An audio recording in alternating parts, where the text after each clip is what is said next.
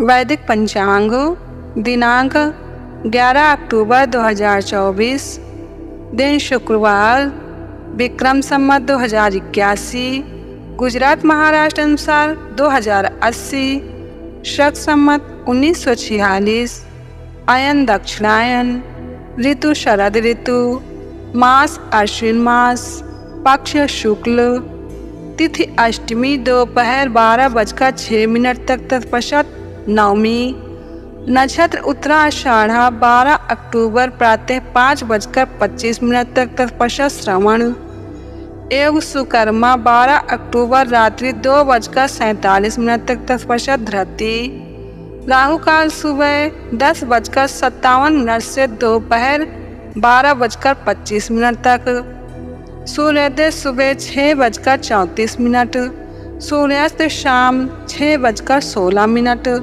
दिशा शूल पश्चिम दिशा में, व्रत पर्व विवरण, महाअष्टमी, दुर्गा अष्टमी, सरस्वती बलिदान महानवमी। विशेष, अष्टमी को नारियल का फल खाने से बुद्धि का नाश होता है। ब्रह्मपुराण ब्रह्मखंड। वैदिक पंचांग बिना मुहूर्त के मुहूर्त दशहरा 12 अक्टूबर 2024, शनिवार को विजयादशमी यानी कि दशहरा है। विजयादशमी का दिन बहुत महत्व का है और इस दिन सूर्यास्त के पूर्व से लेकर तारे निकलने तक का समय अर्थात संध्या का समय बहुत उपयोगी है। रघु राजा ने इसी समय कुबेर पर चढ़ाई करने का संकेत कर दिया था कि सोने की मोहरों की वृष्टि करो या तो फिर युद्ध करो। रामचंद्र जी रावण के साथ युद्ध में इसी दिन विजयी हुए। ऐसे ही इस विजयादशमी के दिन अपने मन में जो रावण के विचार हैं, काम क्रोध लोभ मोह भय शोक चिंता, इन अंदर के शत्रुओं को जीतना है और रोग अशांति जैसे बाहर के शत्रुओं पर भी विजय पानी है। दशहरा यह खबर देता है। अपनी सीमा के पार जाकर औरंगजेब के दांत खट्टे करने के लिए शिवाजी ने दशहरे का दिन चुना था। बिना मुहूर्त के मुहूर्त विजयादशमी का पूरा दिन स्वयं सिद्ध मुहूर्त है, अर्थात इस दिन कोई भी शुभ कर्म करने के लिए पंचांग शुद्धि या शुभ मुहूर्त देखने की आवश्यकता नहीं रहती।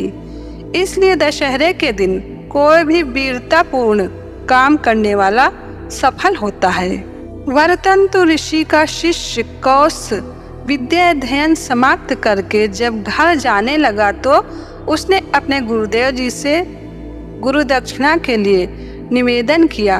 तब गुरुदेव जी ने कहा, वत्स, तुम्हारी सेवा ही मेरी गुरु दक्षिणा है, तुम्हारा कल्याण हो।